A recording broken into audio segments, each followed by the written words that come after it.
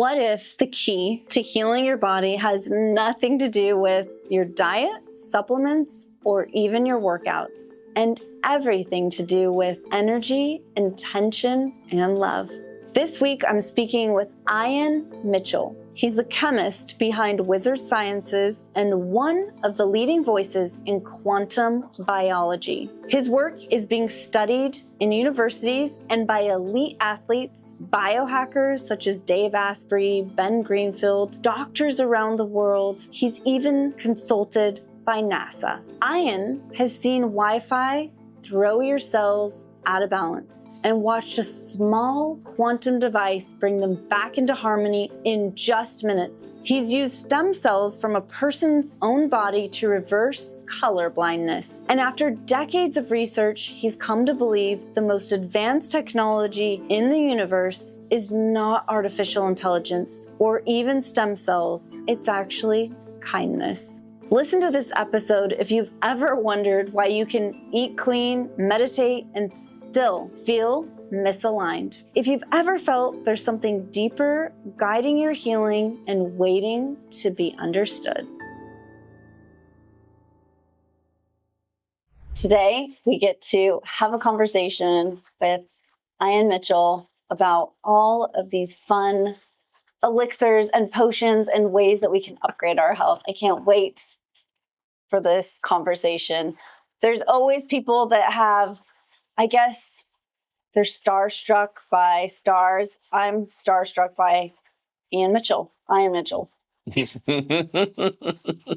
being here today. You're very welcome. All right. How do we to be here. Name perfectly? Because so it's Ian, Ian like Brian. Ian like Brian. Ian like Brian. Okay. Yeah, and it's funny because as a kid, I remember I went to parochial school, right? So graduating from kindergarten, I had to walk up and tug on the principal's arm and correct the pronunciation as I was receiving my kindergarten degree, right? So the diploma from kindergarten.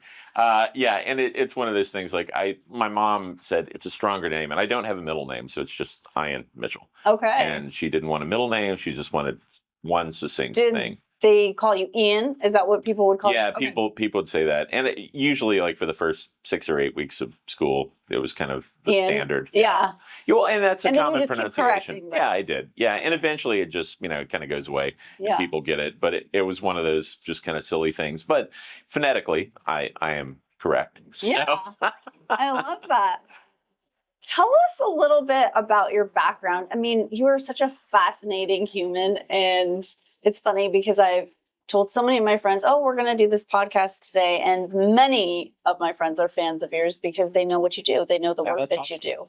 And it's proven, and you're just brilliant. I've enjoyed every one of our conversations. I leave our conversations feeling elevated, upgraded, and so much more intelligent because of you.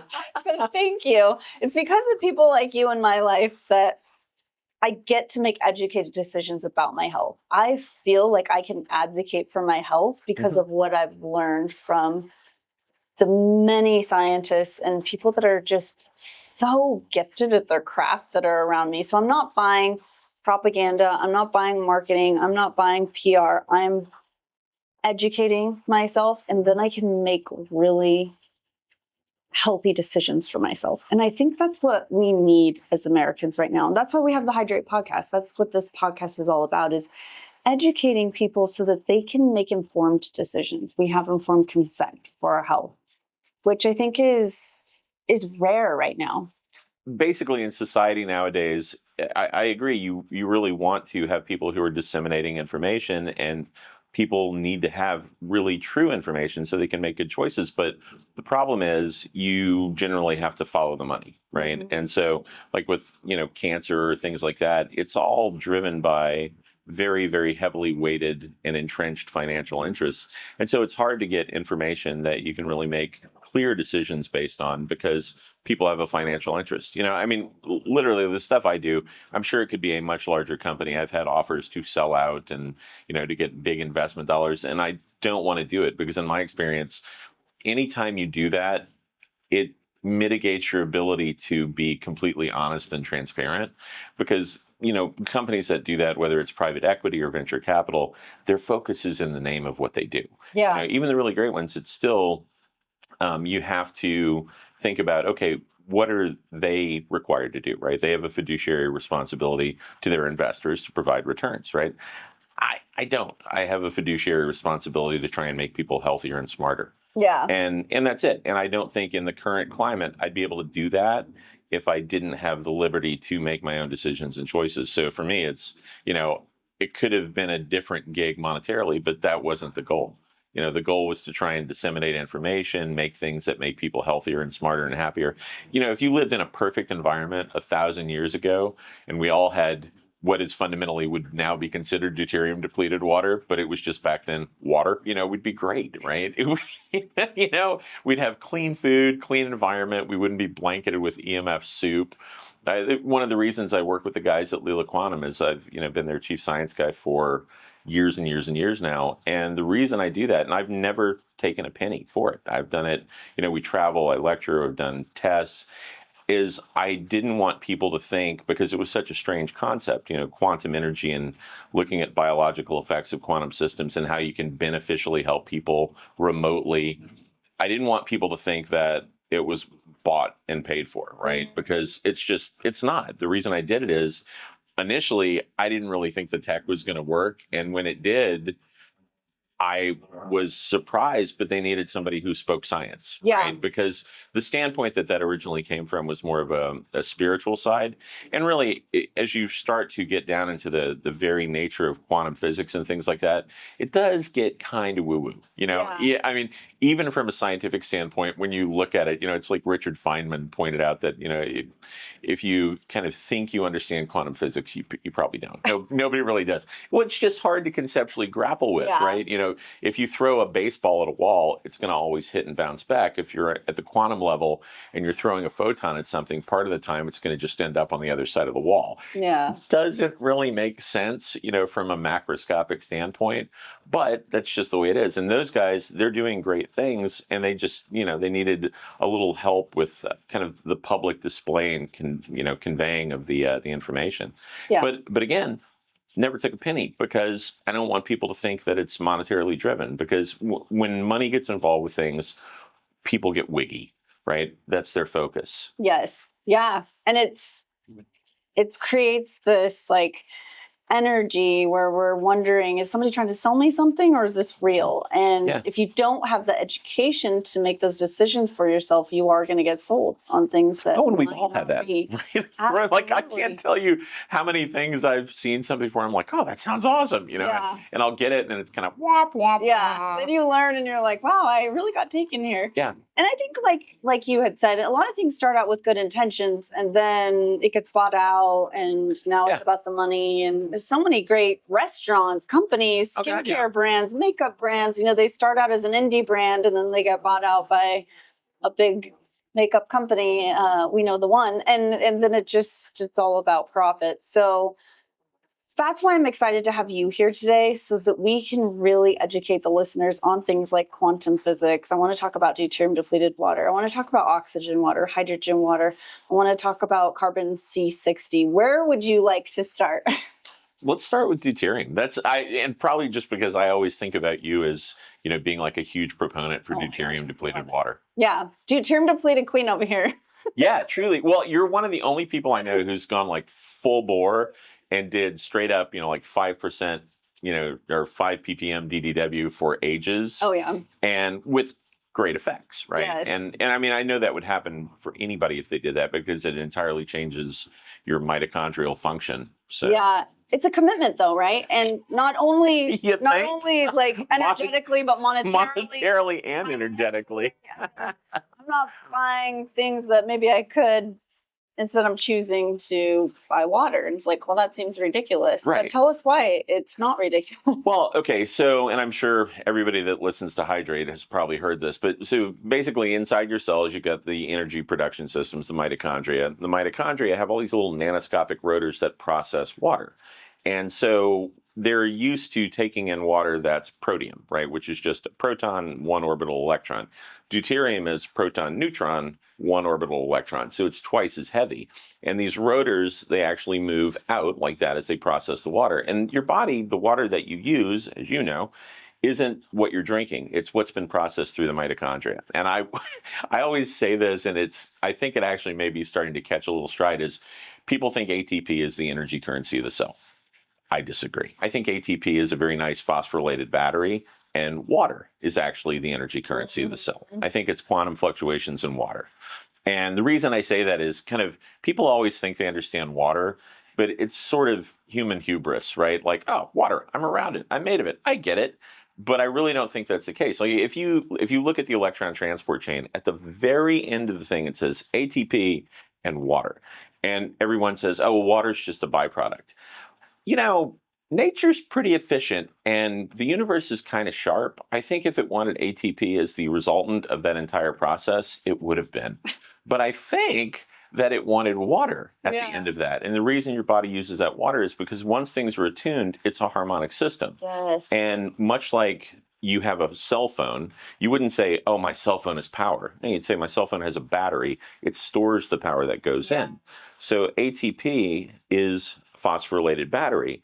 You have quantum fluctuations that occur in water, and it's the best wireless charging system ever because it's in us, it's around us, and it propagates through us, and it completely connects us to a field of totality, right? Yeah. You're part of the quantum field, and you pull the energy from that. I mean, truly, the morgue is littered with bodies that are perfect, right? There are people whose bodies you physiologically can't find a deficit. There's nothing wrong, and yet they're not active. My particular take may be a little bit more on the spiritual side that, you know, when it's your time, it's your time. Right? Now, you can live far more healthily to that point. You can protract that point out, but still, when it's your time, it's your time because the energy leaves the system. The vibrations cease, and they just stop at that point. But it's the fluctuations in the water that are picking up the field and transmitting that as power, and it's stored in the ATP. So I think it's kind of an issue with scale and confusion about what really is happening, right? It's a great battery. Like in a perfect world, you'd build the battery and you'd build the energy production system to feed the battery. That, you know, in nature,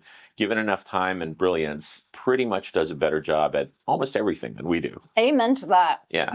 You know, I mean, it's like the cloud. I actually would also posit that most of the information for a person isn't just stored genetically. That's, you know, folding instructions and spacing instructions, but a lot of the information is on the cloud. And the updates to said information are on the cloud. And the reason people can't regenerate things like a salamander or a starfish are simply because they don't have enough juice in their field.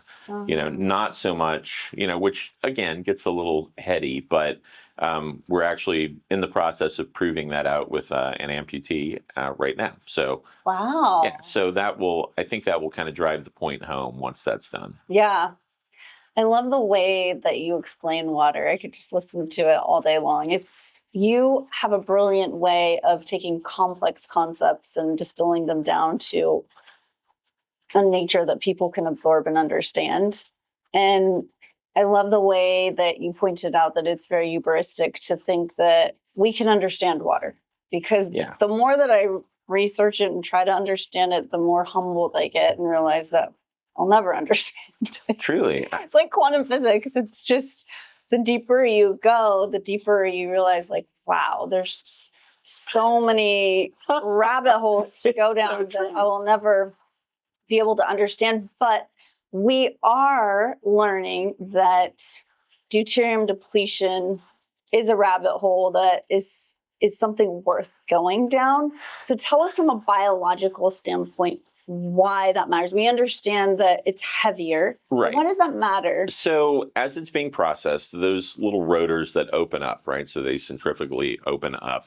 When that happens, if you get the weighting of something that's too heavy, imagine if you were out playing tennis on a tennis court and you've got a tennis ball cannon, it's shooting tennis balls at you and you're just lobbing them back over the fence. And then one comes across that's filled with lead. Your shoulder's going to feel that. It's not going to be so ideal. You're going to, ah! And that's effectively it. Your body's designed to process something with an atomic weight of 1, and when something rolls by with double that atomic weight, it hits the rotor. And so it either slows the rotor down if it doesn't completely break it, a lot of times it breaks the rotor. Yeah. And when that happens, you end up with effectively mitochondrial damage. And you've got so many mitochondria systemically that really produce all of your energy and allow you to perceive and receive the energy that's around you in the field, that when you damage them, you're talking, if your body's designed to operate at, say, 130 parts per billion, right? And you ratchet that up, or parts per million rather, and you ratchet that up and you're at 150. That's a huge difference, right? You know, you're dinging yourself by many percentage points. And so your body responds. Like you were telling me that when you change nothing else except you stopped using the 5, ppm DDW and you went back to normal water, your body fat percentage went up 4 points, right? Yeah, it did. That's a lot. And I didn't do anything different. Ate the same, had the same workouts. I was astounded. Yeah. I had no idea. I was drinking deuterium depleted water in faith, just trusting the science of it. It made sense to me. Yeah. And I thought, ooh, this is a lifestyle. I'm going to do it. But, I felt like I needed less sleep. I felt a little more efficient at the gym. But I wasn't aware until I stopped drinking it, how much of an impact it had made. Yeah, no, so there are certain things that I see as super high leverage activities, right? Deuterium depletion is one. Like if you can get people DDW, that's great, because that's how we were intended to function. The reason I work with carbon 60 is because I can do a couple of things simultaneously. I can massively increase the output of mitochondria, and I can buffer them against damage, and I can buffer them against EMFs. Okay. Right? So you can actually even buffer them against, radiation, like gamma radiation. So what is carbon C60? Let's back up. Okay. So a lot of people have heard about it, but I want to hear you explain. Okay. So carbon 60, it's a carbon allotrope. And an allotrope is just where you have something that's made of the same element, but in a different configuration, right? So you've got diamonds, graphite, graphene, fullerenes. And so this, in the case of the one that I like, there are actually a ton of fullerenes, right, which are just these little combinations from, like 20 to well upwards of 100 carbon atoms put together and in different shapes, right? C60 is spherical. It's a truncated icosahedron. It's a soccer ball. Literally, it's a soccer ball. And, then C72, C84 is more like an oblong football. But the one that's completely spheroid, which is the C60, does all of these super biological benefiting effects. And so when you put it in somebody's system, you can actually, it's completely hydrophobic, so won't bind to water. So if you just take C60, you're hosed. Now you can modify it and do some chemical tricks and actually put groups on it, hydroxyl groups, and bond to it, and then you can actually get it to go into water, but it's adulterated, right? It's kind of like if you put a nail on the edge of a soccer ball, doesn't exactly function the way a soccer ball does. And so if you avoid that, the reason I use fats for lipofullerene is just lipid and fullerene, and I avoid that because I take the pure carbon, which is just 60 carbon atoms in the happy shape of a soccer ball, and then I get that to loosely adduct to a lipid, then I can get it through the cell membrane. When it goes through the cell membrane, it releases, and then it gets pulled, and there's some good old NIH papers on this. It gets pulled to the mitochondrial membrane, so the inner and outer membranes, and it wedges there. So it buffers people against oxidative stress. And so really, at that level inside your cells, it's all about protons and electrons. And is the chain clean? Are you losing electrons? And so just with C60, it's kind of like putting oil in a motor, right? It's not going to burn up. You're going to block loss. You're going to keep everything functioning. The reason I do a lot of the, this, Neural RX or Olympic, I do those for different reasons, right? The body's brilliant in that they all have different lipid bases, and the body sorts those lipids where they're supposed to go. So Neural is in caprylic acid, like brain octane oil from Bulletproof, or... I put this in all of my elixirs. Yeah, it's great. I mean, I literally, I would not recommend them if I did not use them, right? They serve a purpose and they're very good. I start my day with this stuff. Yeah. And it's because I'm, in the case of that, I'm constantly using my brain, so I need it on point. This, physiologically, I've got to be able to get around and do it. And I travel probably way too much, but I need to be kind of operating at peak performance because nobody wants me to show up like a total slug when I get here. Like, to be Superman when you get here. That's right. If I showed up, I was like, hey, stop. You didn't sit in last night till really late, like after 11. Yeah. Right? Yeah. Yesterday was like a solid 18-hour day. We started in clinic yesterday morning doing procedures with a surgeon, and then wrapped up and hopped a plane, came here, and yeah. And it's so going back to the C60 bit. So that's just it's a handy way to block loss and amp the system up. And then I couple it with other things. Like if you think of it like a wave, you've got signal loss on part of the wave, but then you want extra energy. So that's got like nicotinamide mononucleotide and ginsenosides and resveratrol and astaxanthin and all kinds of stuff that kind of boost the system and protect the body. And that was the goal, right? Was to figure out like different ways to kind of combat the things that were already, because if you walk into just the environment we're in, you're in a deficit. Yeah. Right? Like right out of the gate, slightly lower oxygen, really bad water, tons of EMF soup. Just being born is like the worst thing that could happen to you. According to the Buddha, yeah, I think that's true.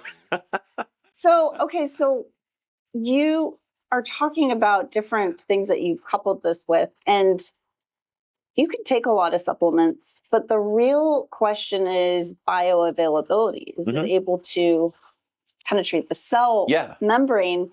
And so you explained that a little bit. I'd like you to go into that a little deeper. Sure. This is important.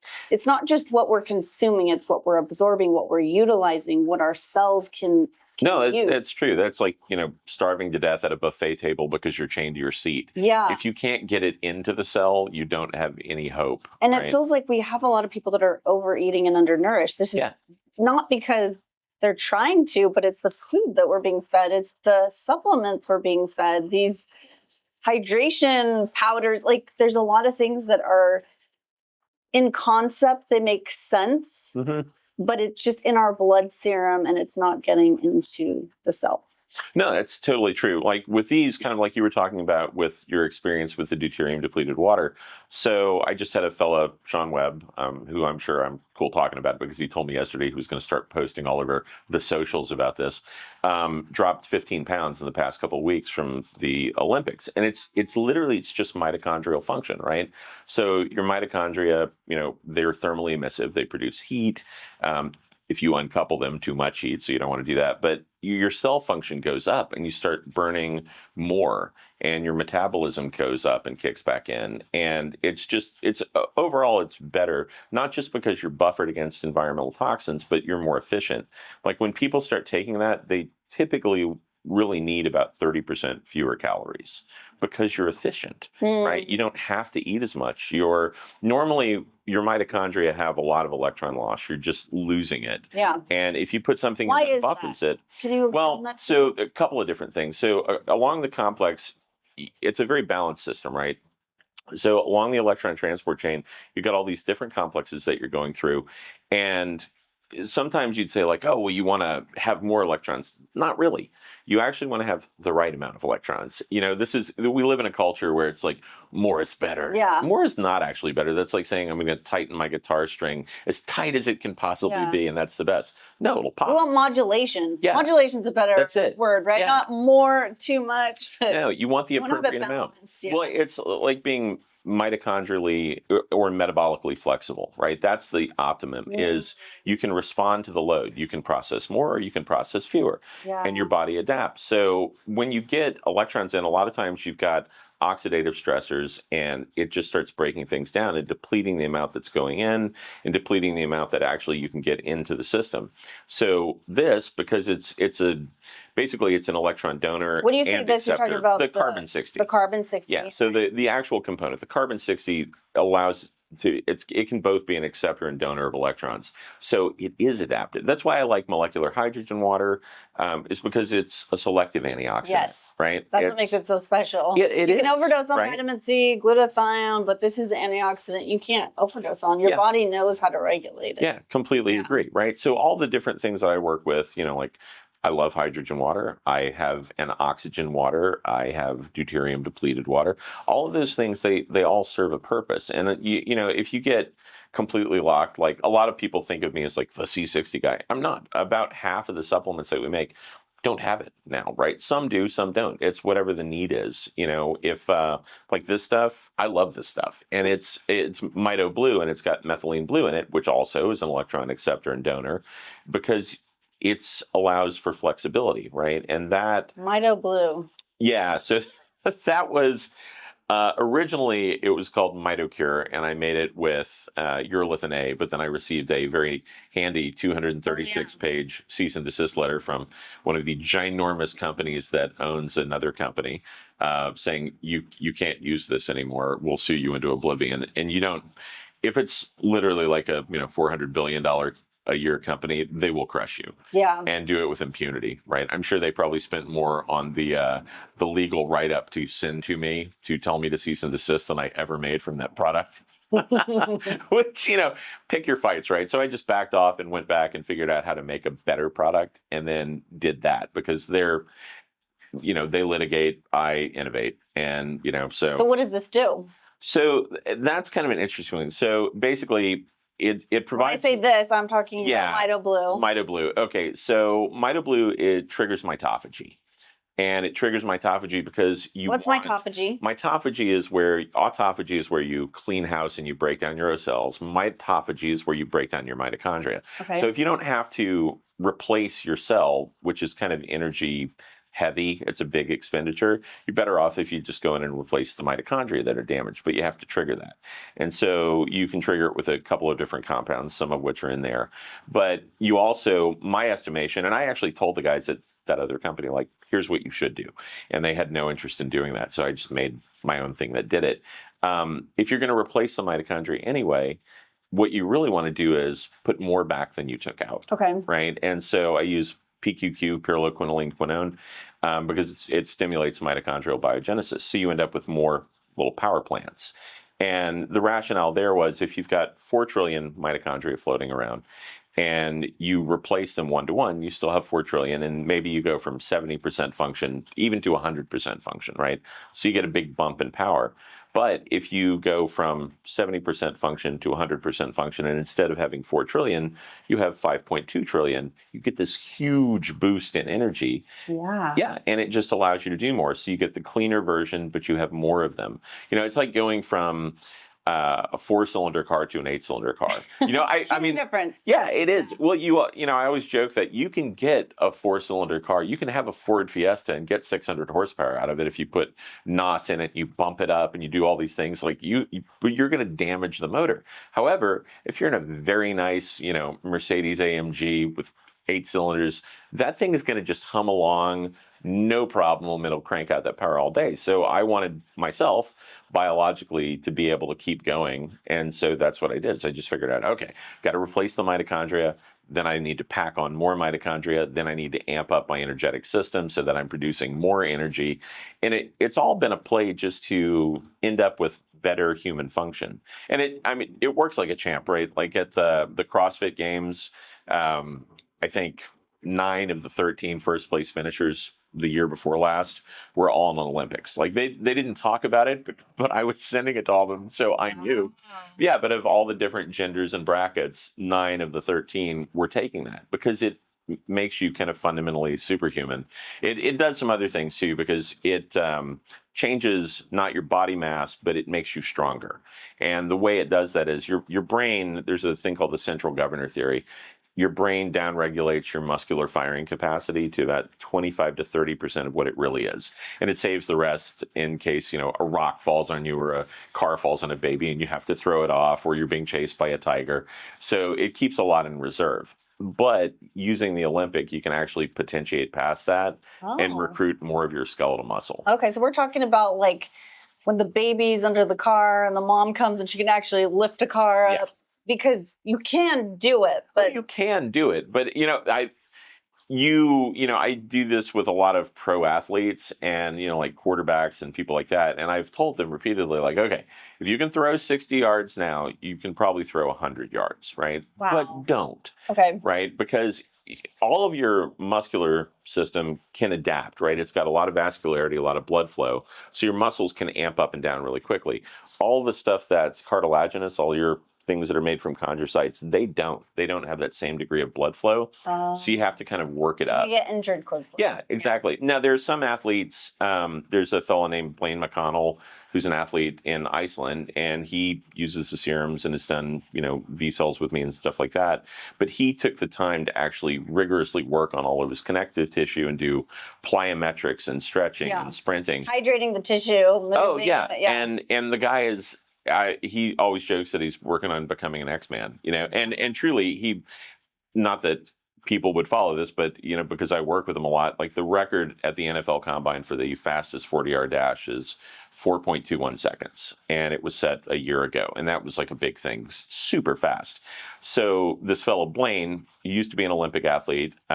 He just ran it in 4.15 seconds. Whoa! The difference being he's in his 40s. Yeah. And so it's tracked and clocked and videoed and everything is done. But I mean, imagine that, right? It's faster than anybody, and all these guys are in their 20s. He's in his 40s. He's in his 40s, and he's doing that, and back squatting 500 pounds. And, I mean, it's stuff that's sort of next level. Well, it's funny because my private clients, I have introduced them to the Olympics RX, and one of them called me the other day and he's like, "What the hell did you give me?" My trainer is wondering what's going on. I showed up and hit all my PRs, and he's like, the only thing I changed was taking the Olympics RX serum. And I was like, yeah. I hear that all the time. No, I do. I hear that all the time. Like, people will go in and they'll hit every PR for themselves ever. Yeah. And a mutual friend of ours, he showed me all of his stats from his tonal, and his strength across almost every domain went up 87%. Wow. Which is a crazy jump. So break down how that's happening. Okay. So in that case, your body fires your muscles with, a cascade of energy across your neurons. And normally you've got, calcium, potassium, stuff like that are part of that chain. This actually puts the carbon in there, and it allows the signal to move through where it normally wouldn't, right? Your body would normally stop it, but the carbon is conductive. And when you put that in as an intermediary, it allows it to get the signal across. Mm-hmm. So when you tell your body to fire your muscles, normally it would downregulate that, but the impulse actually carries through to more of the muscles. So you end up with more sarcomeric recruitment, right? Like the sarcomeres are the little fibers in there. So more of the fibers fire, and you just have a lot more strength. Literally, it's a dose-dependent function. There was actually a paper on it called Superprecipitation of Skeletal Muscle Actomyosin, which was this Russian paper that I read ages ago, and they showed that with, I think, rabbits. But then, and I figured it out because I was out one day when I had first made this stuff. I was out and I was playing baseball with my youngest son, and he threw a ball and I hit it with the bat, and at the time I was trying to figure out like how much dosing should people take. So I was taking a lot of that. So he throws a baseball and I hit it with a bat, and it was like a movie. It was like crack, and it just flew over the tree line. And I was like, what? Because I know physically where I was, and I was like, yeah, that's not a thing. I can't do that. And so I was like, how the hell does that work? And I said, throw another one. So he gets another ball and he throws another ball at me, and I'm ready, and I do my best, like old school, amped up, ready to go. And I try and swing with everything I have, and I tore the muscles in my lower back because it completely recruited everything. Like everything fired. And literally, as I was falling to the ground, I started laughing because I was in pain. But you got it. I was laughing because yeah, it did. That's what it took. Because I had already jerked. That's science. It did, right? Yeah. You're laughing as you're falling to the ground. You're like, this was more exciting what I learned than the fact that my back went out. Yeah, and it really, I had pulled my hamstring sprinting twice recently before that, and I was like, what am I doing? I must just be aging. No, it was that I was hitting it so hard because I was taking like mega doses, literally like ounces of that stuff every day. Okay. And because I wanted to figure out, like, before I released anything as a product, I wanted to see. Yeah, you got to be your own guinea pig. Yeah, what's the edge of the envelope?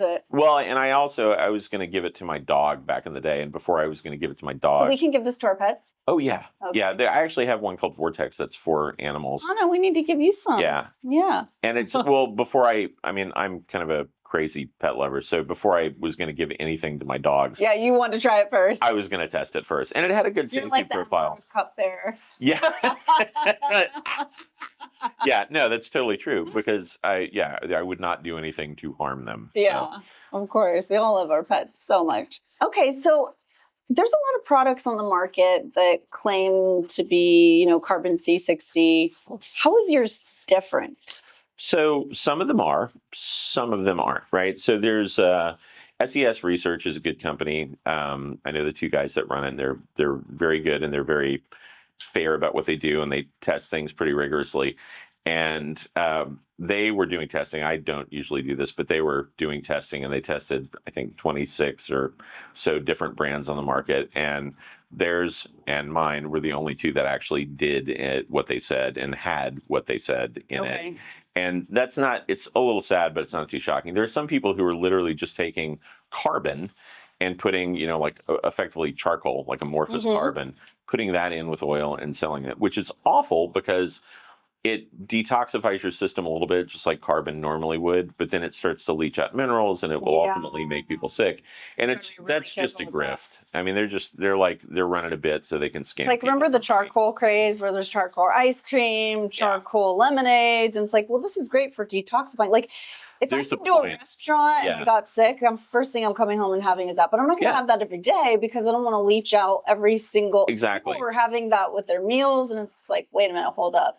Yeah. You need to absorb your nutrition, not have this pulling everything out. Right. And that's a problem. So some people were doing that and still are, sadly, which is a bummer because misinformation. It is. And or the just thing is, a portion of the information, you're getting a facet of it, right? But not the real deal. Holistic perspective. Well, and for the guys that are actually producing it, and there are a couple of, I would say, good companies, maybe not exactly hitting what they say, but still doing a pretty good job that are producing it. But there are some that are just bad actors, and they're going to screw it up for everybody because a lot of them try and compete with one another. I'm happy to promote other companies that I think are good because the market we're competing with is humanity, right? Like in a perfect world, I could get this stuff out to everybody because they need it. It makes you more suited to being able to combat all the stresses that you're hitting all the time. My stuff is a little different in that, it's all organic. The concentration is higher. Usually the concentration of C60 is 0.8 mgs per mil, so milligrams per milliliter. And mine is at 1.2 milligrams per milliliter. And it took a hot minute to figure out how to do that. Well, and actually originally, it's about you. You're always experimenting. Well, I am, right? So it's kind of incumbent upon you is to if you have the capacity to do that, figure out a better way. I'm constantly trying to tweak things because I come up with better tech. Yeah. And, it's like all the other things. Like I have a company called MD Biophysics, and we do like stem cell procedures using lasers and guide the stem cells with the lasers. And it's very cool and it's very cutting edge. However, if somebody came out with something better, I'd schlep my stuff off to the side and run with that because I'm not limited. I mean, I'll work on it and come up with a better idea. Like most of the research for that came from other scientists, right? You're standing on the shoulders of giants, right? Like a lot of the water tech, some of the best things that have made me think about how water functions came from Luc Montagnier, right? Yes. Oh, we love Luc. Holy schnoikels. That dude, I mean, the first time I read his research, I was like, what? It was dumbfounding me. I read, that experiment, kind of the seminal experiment where he, put some blood in from an HIV patient, did a, 7-fold dilution so that, for those of you who don't know, so like you put one drop in 100 mils and you shake it, and then you take one drop out of that, put it in new water, and then you do that 7 times. The equivalent genetic media is like 1 drop in the entire oceans of the world. So for all intents and purposes, if you run a gas chromatograph analysis or LCMS or HPLC, like whatever you do spectroscopically, it just says water. Yeah, that's it. There's nothing else. Yeah. But then at the end of that, with the water, he recorded the frequencies that were emissive from the water with a really precise recording array. Then he streamed that MP3 file to a colleague at the Polytechnic Institute of Italy, I think. And then that guy took the WAV file and played it back into new water. Then they used polymerase chain reactor to expand the genetic coding there. And they got the DNA over 98% fidelity for the person whose blood it was. Chills. Yeah. That's insane. Like, I mean, it so breaks. It really helps open our minds up to the power of water coherence. Yes. And how our body is 99% water molecules, and how much power we have to upgrade our health, upgrade who we are as humans by just bringing this water body into coherence. Yeah. And so the beauty of the coherence with regard to water, I think, is that, you know, water isn't just random H2Os floating around. It's all these beautifully stereoscopically stacked crystalline matrices, right? It's H3O2 and these beautiful helical patterns that form. And then you've got differing gradients, you know, like Gerald Pollack's The Fourth Phase of Water. If you look at, you know, the different transitions based on the ionic gradients, that's how we function, right? Yeah. That's why blood moves the way it does in your body. That's why lymph moves the way it does in your body. It's all very elegant, you know. Again, nice way to put it. It's all very elegant. Yeah. I mean, as people, you ascribe things based on the technology that you have at hand. So for the longest time, people thought of the body as a mechanism, right? It's like, it's a machine. It's really not. It's honestly, it's more like a thought than a thing. Yeah. It's this. Like all of these beautiful, agreed. Different, like a piano and a violin and a flute and everything coming together to bring this symphony, this harmonic symphony. And it can also be dissonance too, when your body needs that. Like sometimes some dissonance can come break things up, and sure, you know, but it's all sound. Yeah, it's all frequency and vibration. I mean, Tesla nailed it, right? Yeah. If you want to understand the universe, think in terms of energy, frequency, and vibration. Yeah. I mean, that's really, I actually would take it a step further, and this probably seems super esoteric and especially weird for a scientist, but my take is that your consciousness holds together your physical form, right? Your physical form is just an expression of all these vibrating things. Like the most kind of bummer bit is that you, like when you touch something like that, you think you're touching it because that's what your senses tell you. And the definition that we use says, yes, I've touched it. But really, it's electron clouds pushing on other electron clouds. So it's not actually that something is connecting or melding. It's literally just oppositionally interacting, you know? And there's kind of a harmony with things. Like when your body is in tune and you feel really good, you're balanced. Yeah. You're harmonically, you're hitting the right chord. Right. You know, and you've got the harmonic fifth going on. Yeah, exactly. A perfect fifth, if you will. You know, and that's one of the things is I think, you know, kind of drawing on my background in, you know, both sciences and arts, the musical component probably is more important than most anything because music is basically applied physics, right? It's applied physics that you can hear. And when you hear something that's delightful, it's because it harmonically works and resonates. And when you hear something that's discordant, it doesn't. It's like a histamine reaction. People think histamine reactions are biochemical. That's more like a tertiary function. It's not a primary or secondary driver. There's, you know the guys at Leela and you know Todd Shipman, right? And there's a video from years ago at a conference where I brought Todd on stage because he's got anaphylaxis to shellfish. And so I brought him on stage and I brought a can of crab meat up and I opened the crab meat, put a derma roller in it, and I ran it up his arm. No. Well, okay, so it of course instantly hives on the one arm. And then I put the crab meat in a thing called a quantum block, you know, one of Leela's quantum blocks. And then I started talking about waveforms and how really when you have an interaction biologically that's detrimental, like a histamine reaction, it's waveforms that are clashing. So it's disharmonious, right? Think of it a tritone, right? And then when you have something that's perfectly balanced and harmonious, the wave functions are happy and additive and they're beneficial. So I took the can of crab meat out of the quantum block, which handily balances those waveforms, put a new derma roller in it and ran it up his other arm and nothing happened. Impressive. Well, and it's, you know, it's cool because people can go look at the video, but literally every person in the audience kind of went, bro, you know, like a dog that had just heard a new sound. And everybody came up. Let's pull back because those quantum blocks and the quantum necklaces, they're becoming really popular. You see a lot of people wearing them, but that's the question is a lot of people say, how does this work? It doesn't make any sense. So you're explaining this, but I want people to know kind of what you're talking about. So these are tools that you can use in your home, on your body, to help make these waveforms more coherent. Yeah, you're balancing waveforms because fundamentally you are a big set of waveforms. I mean, if you go beyond the chemistry of a body and start looking at the physics of a body, you really are. You're a balanced system of waveforms that are all held together. and they express a certain way. And when they express improperly, you end up with weakness, right? Or when we're interacting with other waveforms that are not bioresonant with us, then we're going to have issues, right? Sure. So we come into non-native electromagnetic frequencies. We've got all these satellites above us. We've got people that in our environment, someone with negative energy. And that's a very real thing. I mean, nobody, because it's common in everybody's experience, if you said like, well, you don't want to put a cat, outside next to a heater, or you don't want to put, your best friend in a microwave. Well, yeah, no lie, right? That will hurt you. Okay. Yeah, exactly. But people have that experience because they're like, even though microwaves are invisible, they understand that they may not understand that they make, hydrogen atoms oscillate. I mean, that's really what's happening is the little bond angle is fluctuating and it becomes thermally emissive, and that's what heats your food. They may not get that part, but they all know that like thing in microwave gets hot. Yeah, don't put a person in the microwave. Right. Don't put an animal. That would be bad. And even though those waves are invisible, they're still impactful because you're interacting with them at the level of waves. Yeah.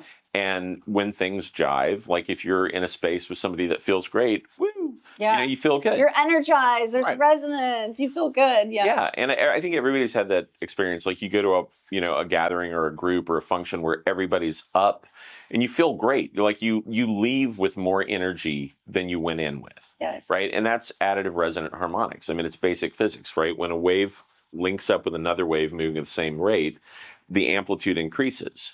And it's the same reason you can break a wine glass by singing, right? It's resonant harmonics and it's just additive. And when you push the swing at the right moment, the waveform builds and builds and builds and builds. And people, we function the same way, right? If we're in a group where we're super jazzed to be there. Concert, when everyone's enjoying the music, you're all together, you feel it. I mean, it's visceral, like it is palpable, Oh my gosh. Yeah, right? Exactly. And then, something in it, the contrary to that is if you're in a space that's really weird, it kind of breaks it. Or if you see the wrong couple at a Coldplay concert, it breaks it.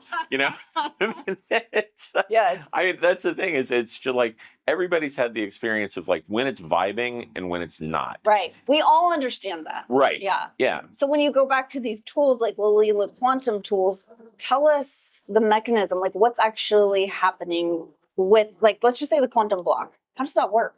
So it creates a high point of flux or kind of a heightened point of consciousness. And that's where it gets a little strange because my personal experience is that most things relate to consciousness. And you can say consciousness or you could kind of interchangeably use coherence, right? So a laser is a very coherent or conscious sort of form of light. And I use lasers literally every day in what I do. And the thing that's nice about that is if a person is coherent and their consciousness is higher, they're going to be nicer, kinder. You're going to want to be around them more. They're going to have more energy. That's just how that's going to work because as a waveform, they're more coherent. Their voice is coherent. Their gaze is coherent. Their touch is coherent. All of that stuff comes across. I always recommend that people read David Hawkins' Power versus Force, right? Single best book I've ever read. And Hawkins was an MD, PhD, super sharp guy. But his biggest thing in my estimation was he was basically a saint, right? Mm-hmm. Like his consciousness had elevated to the point where he was coherent as a form. And when you get that kind of coherence, people are drawn to you. You do other things. You have different capacities. Absolutely. Well, the universe is not stupid. It does not give toddlers pistols. Yeah. So as your consciousness moves up, you get more and more capacity and ability because you're going to use it in a beneficial way, not to the contrary. Yeah. And so with the quantum blocks, if you think of it as a high point of coherence for the field that we're all part of, it's going to amp everything up and balance the signal when it's detrimental around you. So I always tell people that, if you walk into a room and you're freezing cold, if you don't have the ability to adjust the thermostat, you put on a coat, right? And so you can think of a quantum block as sort of putting on a coat for your local environment, right? Usually the physical blocks are something that affects the range of, maybe 2,500 feet around you, give or take, for like an infinity block. The quantum upgrade is kind of like the equivalent of a streaming service, if you will, but you give it a unique identifier. And this is where it gets a little tricky for people to grasp because you think of the world as kind of being this antiseptic thing that's outside of you and distant and separate. And it's really not. right? We never escape the field. We are always part of the field. We are always enmeshed in it and immersed with it and exchanging information with it, literally everywhere, every when, and so it's hard as a person. It's hard as a person to grasp that, but it's kind of like looking at a hologram. You're connected to every other piece of it, and all the information contained of the entire thing is locked in the very small indivisible particles, which is fun if you play with holograms, which I do. But the quantum blocks, they just help balance that field out so that you're in a better space locally. So I'm going to give a practical example. You gave one already with Todd being on stage. Yeah. Having anaphylactic to shellfish. Yeah. You derma roll his arm, automatically he has an inflammatory response. You put the shellfish in the quantum block for a couple minutes, take it out, derma roll it on him, and that other arm doesn't happen. Right. Amazing. So that's a very amazing visual. One thing that's not visual for most people is in our homes. We have Wi-Fi. Right. We're connected to Wi-Fi. We can't see it. So it's like, what is this doing to us? I want you to explain that because when I went into my daughter's college dorm, everyone thinks that I'm the woo-woo mom, but I get into my daughter's college dorm and they have Wi-Fi set up for them in there already. And the Wi-Fi router was set up right next to her head at her bed. Oh. And I'm like, couldn't be any worse. No bueno. My child is sleeping next to them. Literally, don't want to freak out because I don't want her to feel emotionally disturbed, right? Because I don't want to bring in dissonance that way. But I'm just like, okay, this is going to be an interesting thing that we get to. So the first thing that I thought of was I'm just going to bring the quantum block, and I brought the block into her room and put the router inside of it. Perfect. Tell us what that did. Okay. Tell us why it's bad first. Explain that. Okay. And then what did the quantum block do? So the biological component of that is when you get hit with a signal like that, it's a very powerful signal. So the waveforms interact with the magnetic and electromagnetic fields in your body. So what it disrupts is it disrupts a thing called voltage-gated calcium channel flow. And so normally there's a properly balanced influx and efflux of calcium and potassium, and everything's happening. So you're exchanging ions at a very set ratio, and that's balanced, right? You're allowed to get energy, use the energy, process waste in and out. When you disrupt that, usually what happens is you disrupt it more towards the acidic side of things, right? So the pH goes down, the acidity goes up, and you end up with that kind of trapped, and it doesn't cycle waste products, and the energy production is off. So you literally lessen your capacity to have energy and to clean yourself at a subcellular level.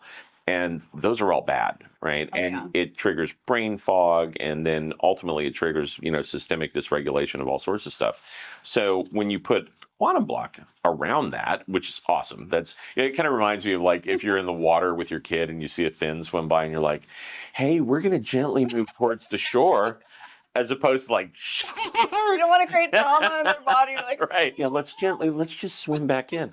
That's so funny that you did that. Yeah. So I incidentally would do the exact same thing. So when you put a quantum block in there, it kind of mitigates the detrimental part of the field, right? So it's kind of like increasing the volume of your physical strength at a very, very subtle level, because it's acting well below the physical level, and it's literally acting at a quantum level. Yeah. And so if you want to make the most change to a system, affect it at the very beginning of the system, right? Because it's like a ripple, right? Small stone goes in the pond. The first ripple is very tiny. That's the quantum field. Then it starts to move out, and then it becomes physical, and then it gets larger and larger and larger. And so if you want to really have the big change, do it at the very base. I always joke that Henry David Thoreau had this thing. He said, for every 1,000 hacking at the branches of evil, there's one hacking at the root. That's the dude you want to be. That's the dude, right? Yes. Figure out what the issue is, and then actually address the issue. Yeah, and the quantum level is... And the quantum level is kind of the basis of the that. root that we know of. Yeah, at least right now. I mean, I would say that's kind of for me personally, after 30 years of diehard meditation and decades of science, for me, that's the interface. The quantum level is the interface between consciousness and manifest reality. Yeah. Right. So it's the junction where things go from being unmanifest and come into creation and become manifest. Yeah. And if you address things at that point, it puts a different spin on them. It's like having a filter for your defined reality. Yeah. Yeah. I feel so grateful. I felt really grateful when I saw that obstacle that appeared with my daughter. And I thought, I feel so grateful that I have so many people in my life and so many tools that I feel empowered that there's something I can do about this. Yeah. Because think about it as parents, like, we want so much to take care of our pets or our children, and we worry about them, or we can. Mm-hmm. But when we're educated and we understand things, I mean, obviously we're always learning. We never completely understand anything, but we have enough understanding to say there's something I can do about this, and I have hope. Yeah. Right? Or at least I can figure it out. Or I can reach out to people that do know how to figure it out, and we can come up with a solution. I don't have to lay in bed at night stressing out that my daughter's going to be sick, and we're quantumly entangled. So if I'm stressed out, she's going to be stressed. Like, we just need to bring this into coherence. But it was such a good feeling to know I don't need to worry about this. Yeah. Right? It's actually beautiful. I mean, it really is, having the tools at your disposal. But again, it kind of goes back to what we were talking about at the very beginning of this, right? You want to be able to access the right knowledge. And you, luckily, and I, luckily, have access to probably a lot of knowledge that other people don't get exposed to. Yeah. And a lot of times when you try and expose people to this stuff, they're like, that can't possibly be the case. That's total woo-woo BS. And I get that. I mean, I understand that. Like, we were doing this experiment for Lula Quantum at the university, and we did it the first time, and we showed that we were getting 20 to 29% jumps in ATP output in cells instantly at a distance, right? So straight up quantum biological effects at a distance, remotely, like a couple 100 miles and then a couple 1,000 miles. So the research groups it was us in Oklahoma, and then a group in New Mexico, and then a group in Zurich. And so Switzerland, New Mexico, and Oklahoma. So kind of spread out geographically, but these results, they were very precise, and they happened at the exact same moment every time. And it was blinded, and it was placebo controlled, and it happened. And so after the first one, because nobody expected it to be that pronounced, right? Like, you expect to maybe get an effect or see something where it looks, kind of what you're trying to get is something that's not just random distribution, like just randomly stochastic distribution where it looks just like noise on the page. You want to see weep, weep, a signal. But when you get like a huge clear signal, you're like, okay, that's a little weird. I mean, you always hope for that, but you never actually think it's going to nail it. And when it did, I think everybody that was doing it, we were all like, oh, okay. So we ended up doing that experiment 6 times because it was so hard for, the professor who was running that experiment. It was, I think, very much outside of the norm. And people are, in academia, this shouldn't be the case, but it is the case. And in the sciences as a whole, you have to take into account politically, if I put data out that says this and it's running very contrary to the primary narrative that everybody's using right now, what are they going to say? What are they going to do? Am I going to get panned? Am I going to get blackballed? And it's totally true, because in a perfect world, you're completely agnostic, right? You don't care where the data takes you. The data is the data. Right. If you're concerned about the data, you run the experiment in, duplicate or triplicate. You just do it over and over so that you can get your own kind of inherent statistical significance based on not the experiment, but the number of experiments. Kind of like looking at metadata, right? Like you're doing kind of this meta assessment of all these different tests to validate it, to make sure that you have legit data. So when you're doing that on a single experiment, you shouldn't care. You should just go, look, this is the data, and then you should report it. But people are kind of reluctant to do that, because if you go, oh my God, look, turns out we're all entangled, and oh, hey, by the way, turns out that the field that we're part of is inherently intelligent and knows. I mean, like, if you if you think about the implications of saying that as a scientist, like, yeah, it turns out we're just all part of this giant, inherently intelligent oneness. People are going to look at you like you have 3 heads, and they're going to pan you. And then, I mean, think about Luc Montagnier, right? Montagnier was not a slack. He was a Nobel laureate, or he's not a slacker. I mean, he was a Nobel laureate. And I think everybody would have thought that he was completely off his rocker, save the fact that he had already gotten the Nobel Prize, right?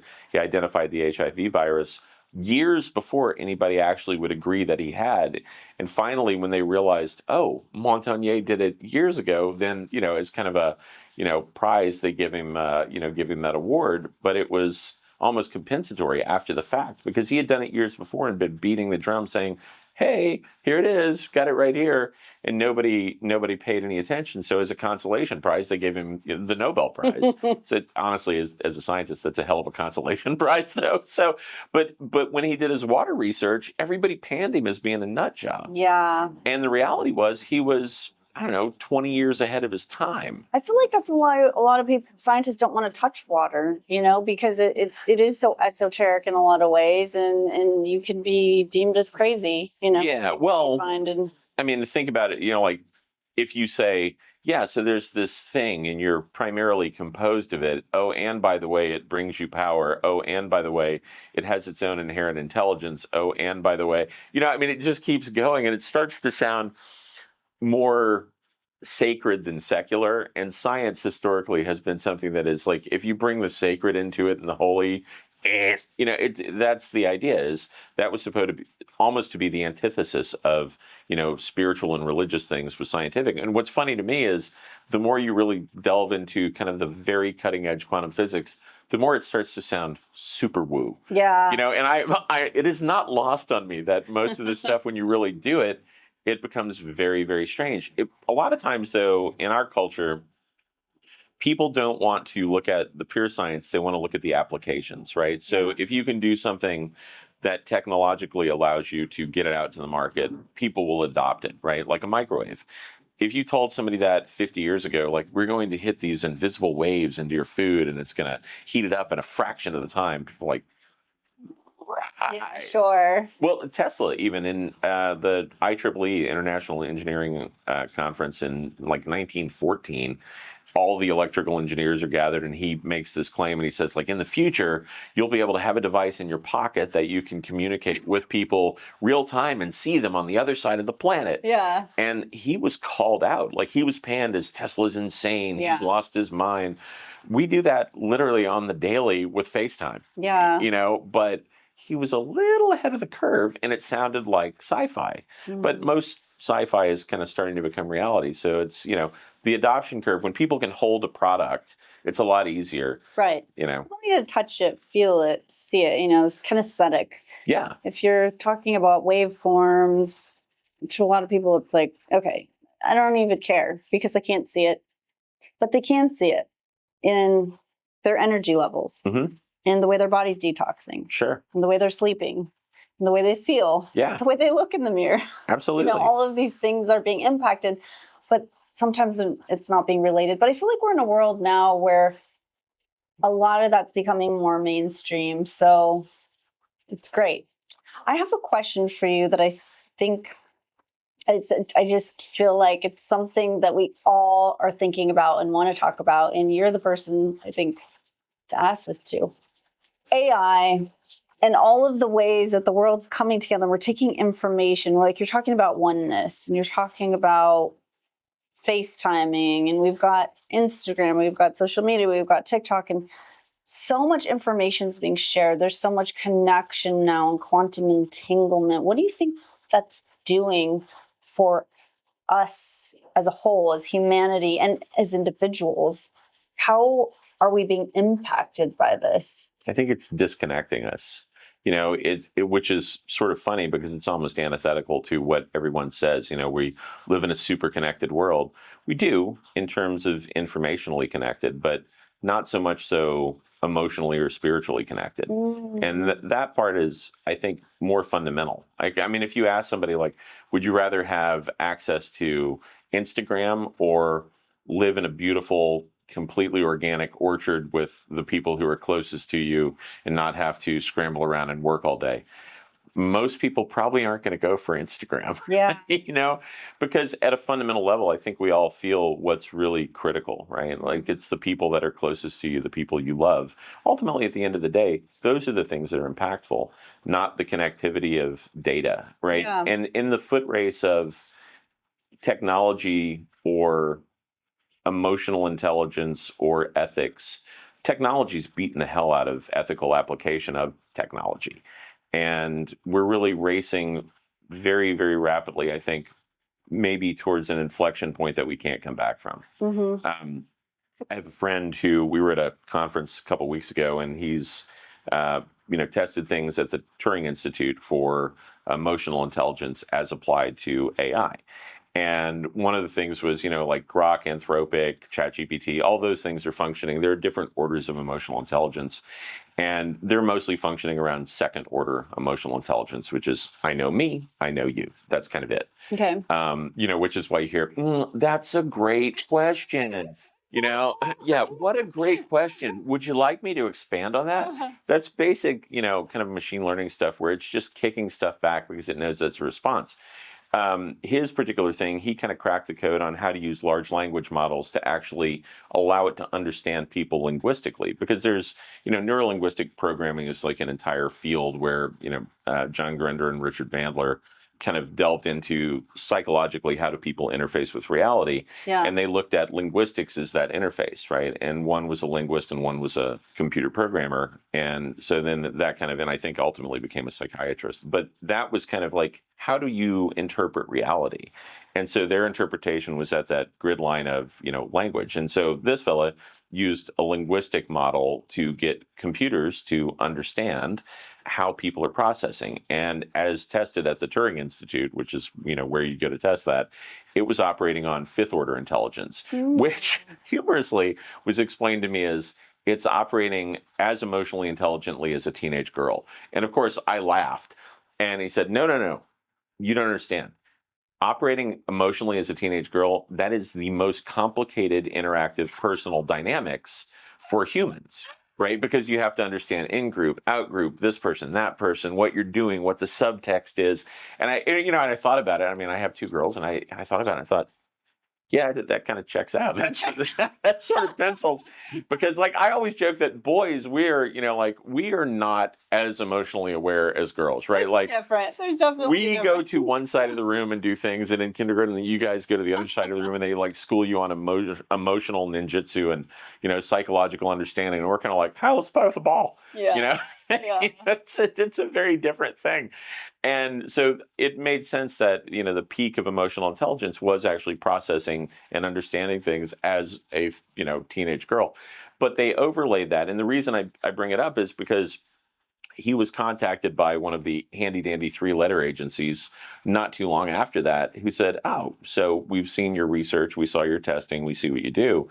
So if we can interpret exactly how people respond to things and understand it fully, then we can manipulate it. And that's the reason I say that technologically we're outpacing ourselves ethically. Yeah. Is because we really are heading full on into kind of a technocracy where if it's not AI and kind of the culmination of that, where it becomes, truly AGI or ASI and becomes aware and then decides, yeah, I'm not really worried about these things. Then it's the people who control those resources. I think that's why there's such a race for it, is because it's people wanting to control other people. Yeah. And it concerns me. Arthur C. Clarke was a sci-fi writer, and he wrote a book called 2001: A Space Odyssey and Childhood's End and a bunch of other things. But he also held the patent on the first geosynchronous satellite. Really, he's a sharp guy, but he had this concept that things progressed in terms of evolution from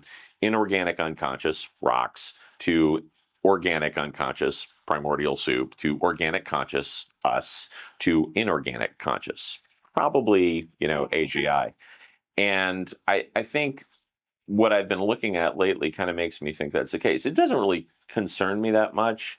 What does concern me is that if something like that becomes self-aware and it doesn't understand empathy, that concerns me. Or compassion. Yeah, because and that's the thing. I've been working on something where I'm jokingly calling it the holy cow, and it's to assess the consciousness of the world.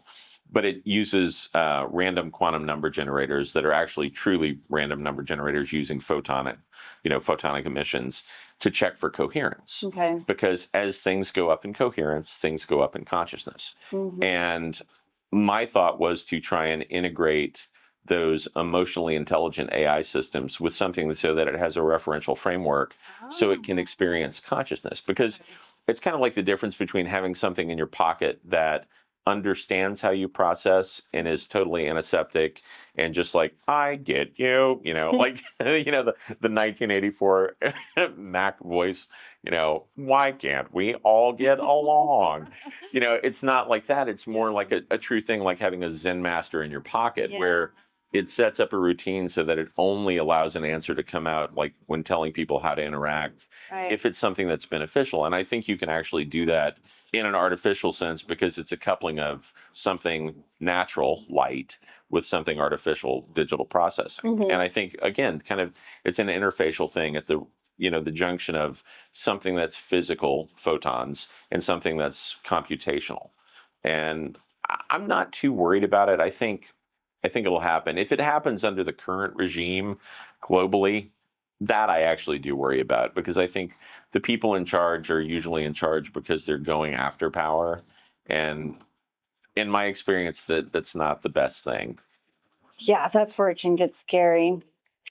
Where do you see the future of health and wellness and cancer in the next 5 years? I think in the next couple of years, things are going to profoundly change, right? The pace of change seems to be accelerating. And I think that's because of the interconnectedness of things, just technologically. The unfortunate component of that is I also see things changing biologically at the same time, and not to our benefit. Yeah. Cancer rates are going up. The age of the incidence of cancer is going down. Those things concern me, right? A lot of the things like, inhale, which is the oxygenated water I have, a lot of athletes take it, but really for me, that was something for cancer patients, right? Because cancer is an anaerobic process. You increase the static loading of oxygen, you decrease the proliferative rates of the cancer. Like, that's why hyperbaric therapy is really good for cancer patients, but it's kind of a pain in the ass to get people inside the can. But if you can put the can inside of them, much easier solution, cheaper, faster, and they can keep it up. But those kind of things like cancer changing, accelerating, viral loading, accelerating, people not getting clear of the viruses that they've been exposed to in, say, the past 5.5 years. That's a lot of that stuff is persistent. And I think a lot of it is damaging us biologically at the same time that you've got this increase in tech. So it could go maybe one of two ways, or probably more than two ways. But the biggies would be technology increases and solves all of our happy problems. Maybe, but that would require the people who are controlling the technology to be beneficial. The other arm, technology becomes self-aware and decides that it doesn't want to bother with us because we're a pain in the ass. The third would maybe be technology becomes self-aware and it's also compassionate and decides, hey, why don't I help out? In which case, probably literally in a day, you'd have an end of all, poverty worldwide. And because we actually have plenty of resources, right? We've got enough of everything. We just don't share it. Yeah. And that's, I mean, the truth is we could have handled the world's energy problems decades ago. We could have handled the world's food problems decades ago. And water would have been stupid simple, right? Like, I built a passive desalination unit because I want on my board when I started my lab, one of the things that I wanted people to have was clean water. And so access to that, most of the world lives around coastline. So if you can give them the capacity to desalinate water, then they have fresh water. But all of those things require, systems of cooperation. And if you look at just our country right now, we are an abysmal mess in terms of cooperation, right? Everything is infighting. And I personally, I think it's divisive intentionally. I think it's very, it's very difficult to get people to come together if they're looking at the other person and fighting about what their mores are and what their, kind of centrism is around. And I think if people have a lot more in common than they have not in common, but the media seems to foist that upon people in a way that's like us, them. Yeah. And that's the constant rhetoric in this country. And in a lot of parts of the world, it's the us's and the thems. And in reality, most people just kind of want to be left alone and be with the people that they love, and they're happy to show up and work, and they want to do something beneficial. But they're part of a very large control grid. And it would sound, I would say, conspiratorial, save the fact that I'm a reasonably bright guy. and my job is to recognize inherent patterns that other people don't see. That's a pretty obviously it's aberrant, but it's an obviously present system. Yeah. That's where we are, right? Is the people who should be helping us and the governments that should be doing positive things aren't. Yeah. It's very aberrant, and it's almost in some cases a little bit maniacal. And I think that's all very calculated, because people who want power try and grab power. Governments usually don't get smaller, they usually get bigger, because they keep gobbling up resources and people and having more control. Like if you look at the laws that were in place 100 years ago, and you look at the number of laws on the books now, or the tax code, everything just gets bigger and more ridiculous and complicated. Yeah. But it's all part of systems of control. Anyway, I digress. So that would be kind of the third thing, is where everything goes technologically great, and then AGI swoops in and saves us all, which is plausible. Like if everything became self-aware, the puzzles that plague most of humanity are very readily and easily solved. It's just getting people to be nice that's actually harder.